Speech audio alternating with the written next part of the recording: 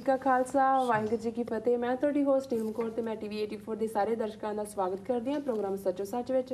ਰੋਜ਼ਾਨਾ ਦੀ ਤਰ੍ਹਾਂ ਤੁਹਾਡੇ ਤੇ ਸਾਡੇ ਡਾਕਟਰ ਅਮਰਜੀਤ ਸਿੰਘ ਆਏ ਹੋਏ ਨੇ। ਆਓ ਉਹਨਾਂ ਨਾਲ ਮਿਲ ਕੇ ਪ੍ਰੋਗਰਾਮ ਸ਼ੁਰੂ ਕਰੀਏ।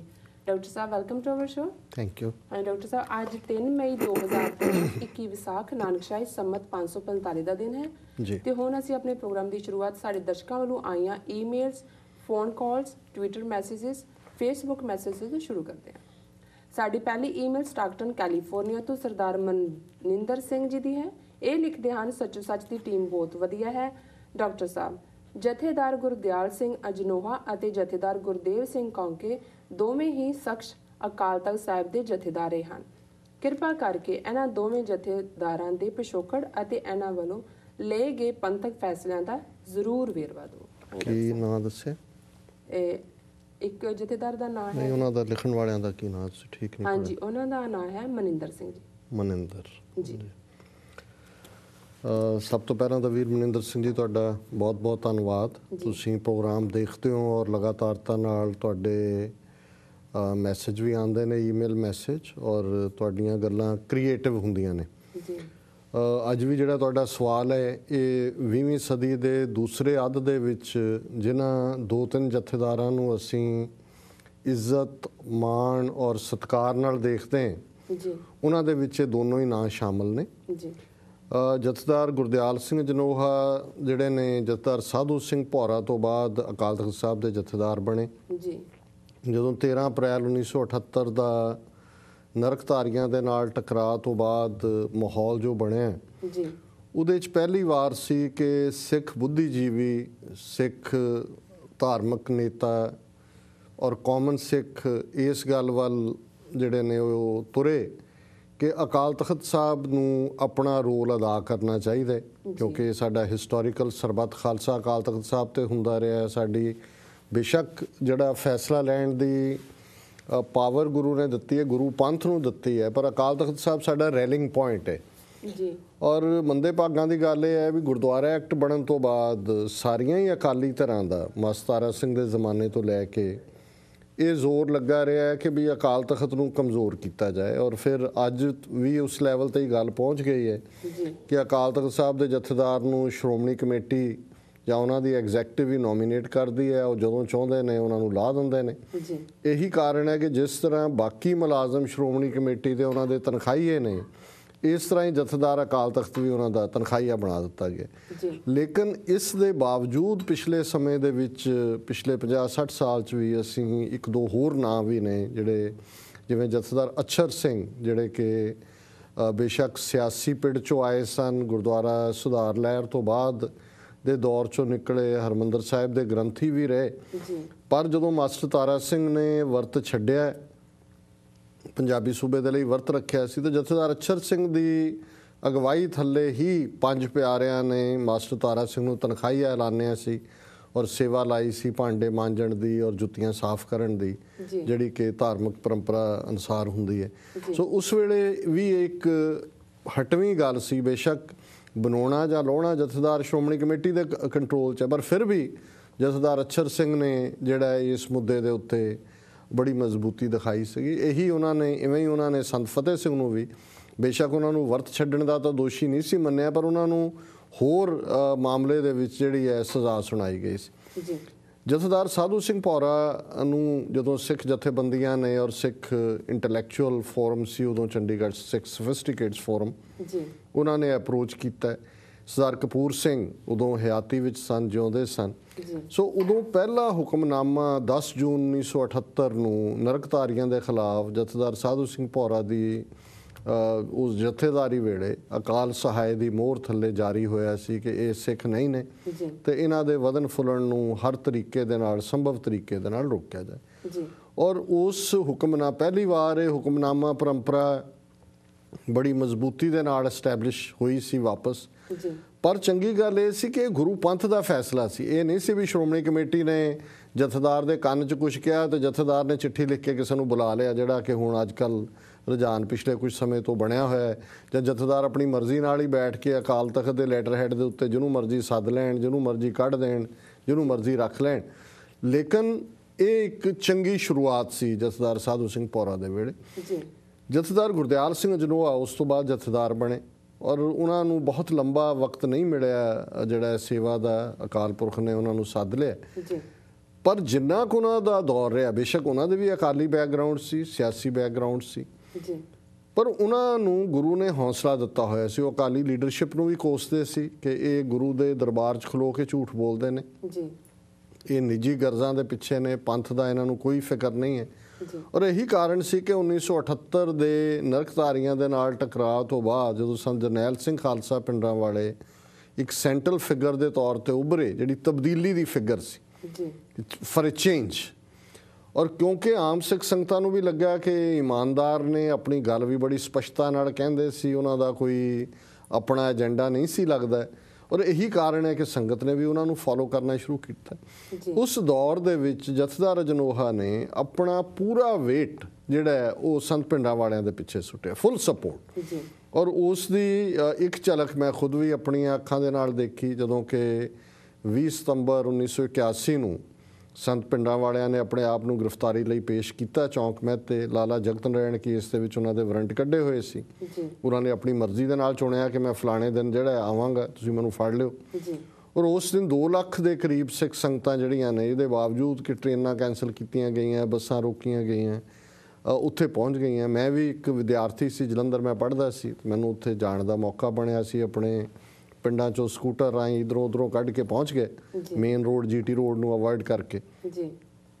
ਜਥੇਦਾਰ ਅਜਨੋਆ ਵੀ ਸਟੇਜ ਤੇ ਬੈਠੇ ਸਨ ਔਰ ਉਸ ਵੇਲੇ ਸਾਰੇ ਹੀ ਲੀਡਰ, ਜਥੇਦਾਰ ਸੰਤੋਖ ਸਿੰਘ ਦਿੱਲੀ ਤੋਂ ਔਰ ਬਾਕੀ ਵੀ, ਜਥੇਦਾਰ ਟੌੜਾ ਸ਼੍ਰੋਮਣੀ ਕਮੇਟੀ ਦੇ ਪ੍ਰਧਾਨ ਸਨ, ਔਰ ਜਥੇਦਾਰ ਗੁਰਦਿਆਲ ਸਿੰਘ ਅਜਨੋਆ ਨੇ ਉੱਥੇ ਸਟੇਜ ਤੋਂ ਖਲੋ ਕੇ ਕਿਹਾ ਕਿ, ਔਰ ਉਹਨਾਂ ਨੇ ਉਹਨਾਂ ਨੂੰ ਗਾਰਲੈਂਡ ਪਾਇਆ, ਹਾਰ ਪਾਇਆ ਸੰਤ ਪਿੰਡਾਂ ਵਾਲਿਆਂ ਨੂੰ ਵਿਦਾਇਗੀ ਵੇਲੇ, ਔਰ ਉਹਨਾਂ ਨੇ ਕਿਹਾ ਕਿ ਵੀ ਜੇ ਸੰਤ ਪਿੰਡਾਂ ਵਾਲਿਆਂ ਦੀ ਫੌਰਨ ਰਿਹਾਈ ਨਾ ਹੋਈ, ਉਹਨਾਂ ਨੂੰ ਝੂਠੇ ਕੇਸਾਂ 'ਚ ਫਸਾਇਆ ਗਿਆ ਜਾਂ ਕੋਈ ਹੋਰ ਜਿਹੜਾ ਉਹਨਾਂ ਨੂੰ ਜਿਹੜਾ ਕੋਈ ਨੁਕਸਾਨ ਪਹੁੰਚਾਉਣ ਦਾ ਯਤਨ ਕੀਤਾ ਗਿਆ, ਤੇ ਮੈਂ ਪਹਿਲਾ ਜਥਾ ਲੈ ਕੇ ਗ੍ਰਿਫਤਾਰੀ ਦਿਆਂਗਾ। ਸੋ ਇਹ ਬਹੁਤ ਵੱਡੀ ਗੱਲ ਸੀ ਕਿਉਂਕਿ ਅਕਾਲ ਤਖਤ ਸਾਹਿਬ ਦਾ 4 ਸਦੀਆਂ ਦਾ ਇੱਕ ਇਤਿਹਾਸ ਹੈ। ਔਰ ਜਿਹੜੀ ਗੱਲ ਬਹੁਤ ਵਾਰ ਅਸੀਂ ਅੱਜ ਦੇ ਪੀਰੀਅਡ 'ਚ ਕੁਝ ਚੀਜ਼ਾਂ 'ਚ ਯਕੀਨ ਨਹੀਂ ਰੱਖਦੇ, ਅਸੀਂ ਇੱਕ ਬੌਧਿਕ ਪੱਧਰ ਇਸ ਕਿਸਮ ਦਾ ਬਣ ਗਿਆ ਹੈ, ਹਰ ਚੀਜ਼ ਨੂੰ ਅਸੀਂ ਬਹਿਸ ਦਾ ਇਸ਼ੂ ਬਣਾਉਂਦੇ ਹਾਂ, ਅਧਿਆਤਮ ਜਾਂ ਮਿਸਟਿਸਿਜ਼ਮ, ਉਹਦੇ 'ਚ ਸਾਡਾ ਯਕੀਨ ਨਹੀਂ ਹੈ। ਪਰ ਇੱਕ ਘਟਨਾ ਜਿਹੜੀ ਕਿ ਹੁਣ ਲਿਖਤ ਦੇ ਵਿੱਚ ਵੀ ਹੈ, ਉਹਨਾਂ ਇਲਾਕਿਆਂ ਦੇ ਲੋਕਾਂ ਨੂੰ ਪਹਿਲਾਂ ਵੀ ਪਤਾ ਸੀ। ਜਥੇਦਾਰ ਗੁਰਦਿਆਲ ਸਿੰਘ ਅਜਨੋਹਾ ਨੇ ਇਨਸਿਸਟ ਕੀਤਾ ਜਾਂ ਜ਼ਿੱਦ ਕੀਤੀ ਕਿ ਉਹ ਆਪਣੇ ਇਹਨਾਂ ਪਿੰਡਾਂ ਦੇ ਵਿੱਚ, ਜਿੱਥੇ ਅਜਨੋਹਾ ਸਾਹਿਬ ਦਾ ਪਿੰਡ ਹੈ, ਰਾਜਪੂਤ ਸਿੱਖਾਂ ਦੇ ਪਿੰਡ ਨੇ, ਜਿਹੜੇ ਕਿ ਅਕਾਲੀ ਫੂਲਾ ਸਿੰਘ ਦਾ ਦਿਨ ਜਿਹੜੇ ਨੇ ਹਰ ਸਾਲ ਬੜੀ ਸ਼ਰਧਾ ਦੇ ਨਾਲ ਮਨਾਉਂਦੇ ਨੇ, ਕਿਉਂਕਿ ਅਕਾਲੀ ਫੂਲਾ ਸਿੰਘ ਵੀ ਜਿਹੜੇ ਨੇ ਉਸ ਸਾਰੀ ਬੈਕਗਰਾਊਂਡ ਦੇ ਨਾਲ ਉਹਨਾਂ ਦਾ ਸੰਬੰਧ ਹੈ। ਔਰ ਇਹ ਮਾਣ ਹੁੰਦਾ ਹੈ ਕਿ ਸਾਡੇ ਬਜ਼ੁਰਗ ਜਿਹੜੇ ਨੇ ਉਹ ਇਸ ਉਹਦੇ 'ਚ ਕੋਈ ਜ਼ਾਤ ਪਾਤੀ ਗੱਲ ਨਹੀਂ ਹੈ, ਇਹ ਇੱਕ ਫਖਰ ਵਾਲੀ ਗੱਲ ਹੈ। ਉਹਨਾਂ ਨੇ ਇਨਸਿਸਟ ਕੀਤਾ, ਜਥੇਦਾਰ ਅਜਨੋਆ ਨੇ, ਸੰਤ ਪਿੰਡਾਂ ਵਾਲਿਆਂ ਨੂੰ ਕਿ ਤੁਸੀਂ ਵੀ ਉਸ ਸਮਾਗਮ ਤੇ ਆਓ ਜਿਹੜਾ ਅਸੀਂ ਉੱਥੇ ਆਰਗੇਨਾਈਜ਼ ਕਰਨਾ ਹੈ। ਕਰਦੀਆਂ ਸੰਗਤਾਂ ਨੇ, ਪਰ ਜਥੇਦਾਰ ਅਜਨੋਆ ਜਿਹੜੇ ਨੇ ਉਸ ਦੇ ਵਿੱਚ ਸ਼ਾਮਲ ਹੋਣਾ ਸੀ ਉਹਨਾਂ ਨੇ। ਤੇ ਸੰਤ ਪਿੰਡਾਂ ਵਾਲਿਆਂ ਨੇ ਉਹਨਾਂ ਨੂੰ ਕਿਹਾ ਕਿ ਦੇਖੋ, ਤੁਹਾਨੂੰ ਵੀ ਪਤਾ ਹੈ ਉਸ ਵੇਲੇ ਤੱਕ ਪੂਰੀ ਗੱਲ ਮੁੱਕ ਚੁੱਕੀ ਸੀ ਔਰ ਸੰਤ ਪਿੰਡਾਂ ਵਾਲੇ ਸੈਂਟਰਲ ਫਿਗਰ ਬਣ ਚੁੱਕੇ ਸੀ ਕਿ ਉੱਥੇ ਕੋਈ ਨੁਕਸਾਨ ਹੋ ਸਕਦਾ ਹੈ। ਮੈਂ ਤਾਂ ਚਲੋ ਤਿਆਰ ਹਾਂ, ਜੋ ਵੀ ਮੇਰੇ ਨਾਲ ਹੋਏਗਾ, ਬਾਕੀ ਵੀ ਕੋਈ ਬੇਗੁਨਾਹ ਵੀ ਆ ਸਕਦੇ ਨੇ, ਕਿਉਂਕਿ ਡਰ ਸੀ ਕਿ ਪੁਲਿਸ ਇਹ ਲੁੱਕ ਫਾਰਵਰਡ ਕਰਦੀ ਹੈ ਕਿ ਕਿਸੇ ਤਰੀਕੇ ਨਾਲ ਉਹ ਕਾਬੂ ਆਣ ਪਿੰਡਾਂ ਵਾਲੇ, ਤਾਂ ਉਹਨਾਂ ਦਾ ਬਾਹਰ ਹੀ ਮੁਕਾਬਲਾ ਬਣਾ ਦੇਈ। ਔਰ ਇਹੋ ਜਿਹਾ ਯਤਨ ਉਹਨਾਂ ਨੇ ਚੰਦੋ ਕਲਾਂ 'ਚ ਵੀ ਕੀਤਾ, ਬੰਬਈ ਦੇ ਵਿੱਚ ਵੀ ਕੀਤਾ। ਪਰ ਜਿਹੜਾ ਜਥੇਦਾਰ ਅਜਨੋਆ ਜ਼ਿੱਦ ਕਰਨ ਲੱਗੇ ਤੇ ਉਹਨਾਂ ਨੇ ਫਿਰ ਸੰਤਾਂ ਨੇ ਉਹਨਾਂ ਨੂੰ ਪੁੱਛਿਆ ਕਿ ਤੁਸੀਂ ਕਿਉਂ ਜਥੇਦਾਰ ਸਾਹਿਬ ਤੁਸੀਂ ਇਸ, ਕਹਿੰਦੇ ਨਹੀਂ, ਮੈਂ ਆਪਣੇ ਦੱਸਣਾ ਚਾਹੁੰਦੇ ਹਾਂ ਵੀ ਪਿੰਡਾਂ ਵਾਲੇ ਮੇਰੇ ਯਾਰ ਨੇ ਔਰ ਅਸੀਂ ਸਿੱਖੀ ਪ੍ਰਚਾਰ ਦੇ ਲਈ ਇਕੱਠੇ ਹਾਂ, ਸਿੱਖੀ ਨਿਸ਼ਾਨੇ ਲਈ ਇਕੱਠੇ ਹਾਂ। ਹੁਣ ਸੰਤ ਆ ਗਏ ਔਰ ਉਦੋਂ ਦੀਵਾਨ ਦੀ ਸਮਾਪਤੀ ਵੇਲੇ ਜਥੇਦਾਰ ਅਜਨੋਹਾ ਸਾਹਿਬ ਨੇ ਖੁਦ ਅਰਦਾਸ ਕੀਤੀ ਔਰ ਉਹਦੇ 'ਚ ਉਹਨਾਂ ਨੇ ਅਰਦਾਸ 'ਚ ਕਿਹਾ ਕਿ ਹੇ ਸਤਿਗੁਰੂ, ਮੇਰੀ ਜਿਹੜੀ ਰਹਿੰਦੀ ਉਮਰ ਹੈ ਉਹ ਵੀ ਸੰਤ ਪਿੰਡਾਂ ਵਾਲਿਆਂ ਨੂੰ ਲੱਗ ਜਾਏ। ਔਰ ਇਹ ਕਹਿ ਕੇ, ਔਰ ਜਦੋਂ ਇਹ ਅਰਦਾਸ ਖਤਮ ਹੋਈ ਤੇ ਸੰਤ ਜੀ ਨੇ ਇਹਦਾ ਬੜਾ ਰੋਸ ਕੀਤਾ। ਸੰਤਾਂ ਨੇ ਕਿਹਾ ਕਿ ਵੀ ਇਹ ਤੁਸੀਂ ਠੀਕ ਨਹੀਂ ਕੀਤਾ। ਉਹਨਾਂ ਨੇ ਆਪਣੇ ਨਿਕਟਵਰਤੀਆਂ ਨੂੰ ਵੀ ਕਿਹਾ ਵੀ ਅੱਜ ਇਹ ਠੀਕ ਨਹੀਂ ਹੋਇਆ। ਸੰਤ ਪਿੰਡਾਂ ਵਾਲੇ ਉੱਥੋਂ ਆ ਗਏ, ਉਸੇ ਸ਼ਾਮ ਦੀਵਾਨ ਖਤਮ ਹੋਇਆ ਔਰ ਦੂਸਰਾ, ਔਰ ਉਸੇ ਰਾਤ ਜਥੇਦਾਰ ਅਜਨੋਹਾ ਜਿਹੜੇ ਨੇ ਹਾਰਟ ਅਟੈਕ ਦੇ ਨਾਲ ਉਹਨਾਂ ਦੀ ਡੈਥ ਹੋ ਗਈ, ਉਹ ਚੜ੍ਹਾਈ ਕਰ ਗਏ। ਹੁਣ ਇਹਨੂੰ ਦੁਨਿਆਵੀ ਪੱਖਾਂ ਤੋਂ ਇਹਨੂੰ ਜੋ ਮਰਜ਼ੀ ਕੋਈ ਕਹੇ, ਪਰ ਇਹ ਇੱਕ ਮਿਸਟਿਕ ਪਾਰਟ ਹੈ। ਔਰ ਕਈ ਵਾਰੀ ਅਸੀਂ ਇਸ ਗੱਲ ਨੂੰ ਦੇਖਦੇ ਹਾਂ ਬਾਬਰ ਦੇ ਹਵਾਲੇ ਨਾਲ ਅਸੀਂ ਹਿਸਟਰੀ 'ਚ ਪੜ੍ਹਦੇ ਸੀ ਕਿ ਉਹਦਾ ਪੁੱਤਰ ਹਮਾਯੂੰ ਬਿਮਾਰ ਸੀ, ਰਾਜੀ ਨਹੀਂ ਸੀ ਹੋ ਰਿਹਾ, ਤੇ ਬਾਬਰ ਨੇ ਹਮਾਯੂੰ ਦੀ ਜਿਹੜੇ ਦੁਆਲੇ 3-4 ਚੱਕਰ ਕੱਢੇ ਤੇ ਅੱਲਾ ਮੀਆਂ ਨੂੰ ਕਿਹਾ, ਰੱਬ ਨੂੰ, ਕਿ ਵੀ ਮੇਰੀ ਉਮਰ ਇਹਨੂੰ ਲੱਗ ਜਾਏ, ਤੇ ਅਗਲੇ ਦਿਨ ਬਾਬਰ ਬਿਮਾਰ ਰਹਿਣ ਲੱਗ ਗਿਆ, ਹਮਾਯੂੰ ਰਾਜੀ ਹੋ ਗਏ। ਸੋ ਇਹ ਇੱਕ ਵਾਕਿਆ ਜਿਹੜਾ ਕਿ ਹੁਣ ਪਿਛਲੇ ਦਿਨਾਂ 'ਚ ਸ਼ਾਇਦ ਫਤਿਹਨਾਮਾ ਰਸਾਲਾ ਉਹਦੇ 'ਚ ਵੀ ਇੱਕ ਲੇਖਕ ਪਟਿਆਲਾ ਪੰਜਾਬੀ ਯੂਨੀਵਰਸਿਟੀ ਤੋਂ ਨੇ, ਉਹਨਾਂ ਨੇ ਇਨਬੇ ਨੇ ਬਿਆਨ ਕੀਤਾ ਜਥੇਦਾਰ ਜਨੋਹਾ ਦੇ ਹਵਾਲੇ ਨਾਲ ਜੀ। ਸੋ ਇਸ ਦੀ ਤਸਦੀਕ ਜਾਂ ਇਹਦਾ ਜਿਹੜਾ ਇਸ ਤੇ ਵਿਸ਼ਵਾਸ ਜਾਂ ਨਾ, ਇਹ ਹਰ ਇੱਕ ਦਾ ਆਪਣਾ ਇੱਕ ਲੈਵਲ ਹੈ ਕਰਨ ਦਾ। ਪਰ ਮੈਂ ਕਿਉਂਕਿ ਕੋਟ ਹਿਸਟੋਰੀਕਲੀ ਆ ਗਿਆ, ਲਿਖਤ ਦੇ ਵਿੱਚ ਆ ਗਿਆ, ਇਸ ਲਈ ਮੈਂ ਜ਼ਰੂਰੀ ਸਮਝਦਾ ਸੀ ਕਿ ਇਸ ਨੂੰ ਬਿਆਨਿਆ ਜਾਏ। ਸੋ ਇਹ ਗੱਲ ਵੀ ਆਪਣੇ ਆਪ 'ਚ ਸਾਬਤ ਕਰਦੀ ਹੈ ਕਿ ਸੰਤ ਭਿੰਡਰਾਂ ਵਾਲਿਆਂ ਨਾਲ ਉਹਨਾਂ ਦਾ ਕਿੰਨਾ ਸਨੇਹ ਸੀ, ਕਿੰਨਾ ਪਿਆਰ ਸੀ, ਔਰ ਉਹ ਉਹਨਾਂ ਦੀ ਹੋਂਦ ਨੂੰ ਕਿੰਨਾ ਇੰਪੋਰਟੈਂਟ ਸਮਝਦੇ ਸੀ। ਔਰ ਇਹ ਵਾਕਿਆ ਦਾ ਹੋਣਾ ਸੰਭਵ ਹੈ। ਇਹ ਨਿਰੰਕਾਰ ਦੀ ਦੁਨੀਆ ਕੀ ਹੈ ਕਿ ਹੋ ਸਕਦਾ ਹੈ ਉੱਥੇ ਹੀ ਕੋਈ ਮੁਕਾਬਲਾ ਬਣਾਇਆ ਜਾਣਾ ਸੀ ਭਿੰਡਰਾਂ ਵਾਲਿਆਂ ਦਾ, ਤੇ ਇਸ ਕਿਸਮ ਦਾ ਜਿਹੜਾ ਮਿਸਟੇਕ ਜਾਂ ਰਹੱਸਕ ਗੱਲ ਹੈ ਉਹਨੇ ਉਹਨਾਂ ਦਾ ਅੰਤ ਕੀਤਾ, ਉਹਨਾਂ ਨੂੰ ਸੇਵ ਕੀਤਾ। ਸੋ ਇਹ ਮੈਂ ਇਹਦੇ ਬਾਰੇ ਹੋਰ ਕਾਮੈਂਟ ਨਹੀਂ ਕਰਨਾ ਚਾਹੁੰਦਾ, ਪਰ ਇਹ ਗੱਲ ਇਲਾਕੇ ਦੀਆਂ ਸੰਗਤਾਂ ਤੋਂ ਵੀ ਮੈਂ ਸੁਣੀ ਸੀ ਔਰ ਹੁਣ ਮੈਂ ਇਹਨੂੰ ਲਿਖਤ ਦੇ ਵਿੱਚ ਵੀ ਦੇਖਿਆ। ਜਥੇਦਾਰ ਗੁਰਦੇਵ ਸਿੰਘ ਕੌਂਕੇ, ਇਹ ਸਾਡੇ ਸ਼ਹੀਦ ਜਥੇਦਾਰ ਨੇ ਕਰੰਟ ਪੀਰੀਅਡ 'ਚ। ਬੜੀ ਬਹਾਦਰੀ ਦੇ ਨਾਲ ਇਹਨਾਂ ਨੇ ਜਿਹੜਾ ਜਦੋਂ ਐਕਟਿੰਗ ਜਥੇਦਾਰ ਅਕਾਲ ਤਖਤ ਸਾਹਿਬ ਦੇ ਬਣੇ ਔਰ ਉਹਨਾਂ ਨੇ ਅਗਵਾਈ ਦਿੱਤੀ, ਜਦੋਂ 29 ਅਪ੍ਰੈਲ 1986 ਨੂੰ ਖਾਲਿਸਤਾਨ ਦਾ ਐਲਾਨਨਾਮਾ ਹੋਇਆ, ਉਦੋਂ ਭਾਈ ਗੁਰਦੇਵ ਸਿੰਘ ਕੌਂਕੇ ਜਥੇਦਾਰ ਸੀ। ਉਹ ਹਰਿਮੰਦਰ ਸਾਹਿਬ ਦੇ ਅੰਦਰ ਚਲੇ ਗਏ 20-25 ਸਿੰਘਾਂ ਦੇ ਨਾਲ, ਔਰ ਉਹਨਾਂ ਦੀ ਚਾਹਨਾ ਸੀ ਕਿ ਪੂਰਾ ਮੁਕਾਬਲਾ ਕੀਤਾ ਜਾਏ ਜਿਵੇਂ ਕਿ ਜਥੇਦਾਰ ਕਰਦੇ ਰਹੇ ਨੇ, ਜਥੇਦਾਰ ਗੁਰਬਖਸ਼ ਸਿੰਘ ਹੋਣ ਜਾਂ ਦੂਜੇ। ਪਰ ਕਿਵੇਂ ਇੰਟੈਲੀਜੈਂਸ ਏਜੰਸੀਆਂ ਵਾਲਿਆਂ ਨੇ ਬੰਦੇ ਫਿੱਟ ਕੀਤੇ ਹੁੰਦੇ ਨੇ। ਪੂਰਨ ਸਿੰਘ ਨਾਂ ਦਾ ਗ੍ਰੰਥੀ ਜਿਹੜਾ ਬਾਅਦ 'ਚ ਹੈੱਡ ਗ੍ਰੰਥੀ ਬਣਿਆ, ਅਕਾਲ ਤਖਤ ਦਾ ਜਥੇਦਾਰ ਵੀ ਬਣਿਆ, ਲਵ ਕੁਸ਼ ਦੀ ਔਲਾਦ ਵੀ ਸਿੱਖਾਂ ਨੂੰ ਦੱਸਦਾ, ਹੁਣ ਉਹ ਤਬੂਤ ਵੀ ਦਿੰਦਾ ਹਰਿਮੰਦਰ ਸਾਹਿਬ 'ਚ ਹੀ ਆ ਕੇ। ਔਰ ਹਮੇਸ਼ਾ ਔਰ ਇਹੀ ਪੂਰਨ ਸਿੰਘ ਹੈ ਜਿਹਨੇ ਸਭ ਤੋਂ ਪਹਿਲਾਂ ਗੁਰਦੁਆਰਾ ਸ਼ਹੀਦਾਂ ਦੇ ਵਿੱਚ ਜਿਹੜਾ ਵੱਡਾ ਇਕੱਠ ਹੋਇਆ ਜੂਨ 84 ਦੇ ਹਮਲੇ ਤੋਂ ਬਾਅਦ, ਉੱਥੇ ਲੱਖਾਂ ਸੰਗਤਾਂ ਨੂੰ ਸੰਬੋਧਨ ਕਰਦਿਆਂ ਇਹ ਕਿਹਾ ਕਿ ਸੰਤ ਭਿੰਡਰਾਂ ਵਾਲੇ ਚੜ੍ਹਦੀ ਕਲਾ 'ਚ ਨੇ, ਠੀਕ ਠਾਕ ਨੇ। ਉਹ ਸ਼ਾਮ ਨੂੰ ਆਏ, ਉਹਨਾਂ ਨੇ ਰਹਿ ਰਾਸ ਕੀਤਾ, ਫਿਰ ਆਹ ਹੋਇਆ, ਬੜੀ ਲੰਬੀ ਚੌੜੀ ਕਹਾਣੀ।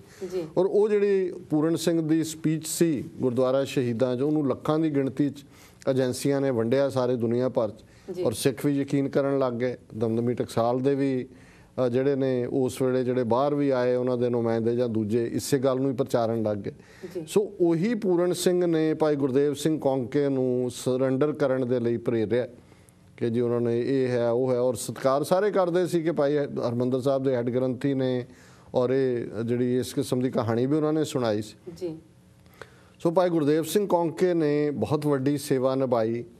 ਜਦੋਂ ਪੰਥਕ ਕਮੇਟੀ ਜਾਂ ਜੁਝਾਰੂ ਜਥੇਬੰਦੀਆਂ ਵੱਲੋਂ ਇਹ ਆਇਆ ਕਿ ਆਪਣੇ ਮਾਮਲੇ ਪਿੰਡਾਂ ਦੇ ਵਿੱਚ ਹੀ ਨਿਬੇੜੋ, ਖਾਲਸਾ ਪੰਚਾਇਤਾਂ ਦਾ ਕਾਨਸੈਪਟ ਤੁਰਿਆ, ਤੇ ਇਹਨਾਂ ਨੇ ਲੁਧਿਆਣੇ ਔਰ ਉਹ ਸਾਰੀ ਬੈਲਟ ਦੇ ਵਿੱਚ ਇਸ ਗੱਲ ਨੂੰ ਅੱਗੇ ਲਿਆਂਦਾ। ਉਸ ਤੋਂ ਬਾਅਦ ਅਸੀਂ ਦੇਖਦੇ ਹਾਂ ਕਿ ਸੰਗਰੂਰ ਜੇਲ੍ਹ ਜੇ ਉਹਨਾਂ ਨੂੰ ਝੂਠੇ ਕੇਸਾਂ 'ਚ ਫਸਾ ਕੇ ਜੇਲ੍ਹ 'ਚ ਵੀ ਰੱਖਿਆ, ਤੇ ਜਿਹੜੇ ਜੇਲ੍ਹਾਂ 'ਚ ਵੀ ਉਹਨਾਂ ਦੇ ਨਾਲ ਰਹੇ ਨੇ, ਉਹਨਾਂ ਦਾ ਲੰਬਾ ਬਾਣੀ ਦਾ ਅਭਿਆਸ, ਪੂਰਾ ਚੇਤਨ ਗੁਰਸਿੱਖੀ ਜੀਵਨ ਉਸਨੇ ਕਈਆਂ ਨੂੰ ਪ੍ਰੇਰਿਆ। ਔਰ ਅਖੀਰ ਦੇ ਵਿੱਚ ਉਹਨਾਂ ਦੀ ਸ਼ਹਾਦਤ, ਜਿਵੇਂ ਸਵਰਨੇ ਘੋਟਣੇ ਨੇ ਉਹਨਾਂ ਨੂੰ ਚੁੱਕ ਕੇ ਟੌਰਚਰ ਕਰਕੇ ਉਹਨਾਂ ਦੀ ਜਿਹੜਾ ਮ੍ਰਿਤਕ ਸਰੀਰ ਵੀ ਉਹਨਾਂ ਦੇ ਪਰਿਵਾਰ ਦੇ ਹਵਾਲੇ ਨਹੀਂ ਕੀਤਾ, ਤੇ ਉਹ ਅਖੀਰ ਤੱਕ ਟੌਰਚਰ ਸਹਿੰਦਿਆਂ ਵੀ ਵਾਹਿਗੁਰੂ ਦੇ ਸਿਮਰਨ ਦੇ ਵਿੱਚ ਜੁੜੇ ਰਹੇ। ਸੋ ਮੈਂ ਸਮਝਦਾ ਹਾਂ ਵੀ ਇਹ ਜਦੋਂ ਅਸੀਂ ਜਥੇਦਾਰਾਂ ਦੇ ਹਵਾਲੇ ਨਾਲ ਗੱਲ ਕਰਦੇ ਹਾਂ, ਇਹ ਦੋਵੇਂ ਹੀ ਸ਼ਖਸੀਅਤਾਂ ਜਿਹੜੀਆਂ ਨੇ, ਜਥੇਦਾਰ ਜਨੋਹਾ ਨੇ 84 ਤੋਂ ਪਹਿਲਾਂ ਦੇ ਦੌਰ 'ਚ, ਔਰ 84 ਤੋਂ ਬਾਅਦ ਜਥੇਦਾਰ ਭਾਈ ਗੁਰਦੇਵ ਸਿੰਘ ਕੌਂਕੇ ਜਿਨ੍ਹਾਂ ਨੂੰ ਟੌਰਚਰ ਕਰਕੇ ਸ਼ਹੀਦ ਕੀਤਾ ਗਿਆ, ਉਹਨਾਂ ਦੀ ਸ਼ਹਾਦਤ ਲਈ ਜ਼ਿੰਮੇਵਾਰ ਸਵਰਨਾ ਘੋਟਣਾ ਜਿਹੜਾ ਹੁਣ ਕੁਦਰਤੀ ਮੌਤ ਮਰਿਆ, ਇਹਨੂੰ ਜਿਹੜਾ ਬੇਸ਼ੱਕ ਜਿਹੜੀ ਇੱਕ ਤਿਵਾੜੀ ਕਮੇਟੀ ਬਣਾਈ ਸੀ ਉਹਨੇ ਵੀ ਇਹਨੂੰ ਦੋਸ਼ੀ ਮੰਨਿਆ ਸੀ, ਪਰ ਕਦੇ ਵੀ ਬਾਦਲ ਨੇ, ਕਿਉਂਕਿ ਬਾਦਲ ਦਾ ਯਾਰ ਸੀ ਸਵਰਨਾ ਘੋਟਣਾ, ਔਰ ਕਦੇ ਵੀ ਉਹ ਰਿਪੋਰਟ ਤਿਵਾੜੀ ਰਿਪੋਰਟ ਜਾਰੀ ਨਹੀਂ ਕੀਤੀ ਗਈ। ਪੰਜਾਬ ਹਰਿਆਣਾ ਹਾਈ ਕੋਰਟ 'ਚੋਂ ਵੀ ਕੁਛ ਨਹੀਂ ਨਿਕਲਿਆ। ਪਰ ਜਥੇਦਾਰ ਭਾਈ ਗੁਰਦੇਵ ਸਿੰਘ ਕੌਂਕੇ ਨੇ ਆਪਣੀ ਸ਼ਹਾਦਤ ਦੇ ਨਾਲ ਸਾਡੇ ਕਰੰਟ ਦੌਰ ਦੇ ਵਿੱਚ, ਜਦੋਂ ਕਿ ਸਿੱਖੀ ਕਦਰਾਂ ਕੀਮਤਾਂ ਦੇ ਲਈ, ਸਿੱਖੀ ਆਜ਼ਾਦੀ ਦੇ ਲਈ, ਖਾਲਿਸਤਾਨ ਦੀ ਕਾਇਮੀ ਦੇ ਲਈ ਇੱਕ ਸੁਨਹਿਰਾ ਇਤਿਹਾਸ ਸਿਰਜਿਆ ਜਾ ਰਿਹਾ ਹੈ। ਸੋ ਜਥੇਦਾਰ ਭਾਈ ਗੁਰਦੇਵ ਸਿੰਘ ਕੌਂਕੇ ਦਾ ਨਾਂ ਇਸ ਦੌਰ ਦੇ ਮਹਾਨ ਸ਼ਹੀਦਾਂ ਦੇ ਵਿੱਚ ਐਜ਼ ਏ ਜਥੇਦਾਰ ਅਕਾਲ ਤਖਤ ਸਾਹਿਬ ਜਿਨ੍ਹਾਂ ਦੀ ਸ਼ਹੀਦੀ ਹੋਈ, ਉਸ ਨੂੰ ਲਿਖਿਆ ਜਾਏਗਾ। ਡਾਕਟਰ ਸਾਹਿਬ ਹੁਣ ਇੱਕ ਵੇਲਾ ਹੋ ਗਿਆ ਇੱਕ ਛੋਟੇ ਬ੍ਰੇਕ ਦਾ। ਵੀਅਰਸ ਸਾਡੇ ਈਮੇਲ ਦਾ ਸਿਲਸਿਲਾ ਇਸ ਤਰ੍ਹਾਂ ਹੀ ਜਾਰੀ ਰਹੇਗਾ। ਮਿਲਦੇ ਹਾਂ ਇੱਕ ਛੋਟੇ ਜਿਹੇ ਬ੍ਰੇਕ ਤੋਂ ਬਾਅਦ।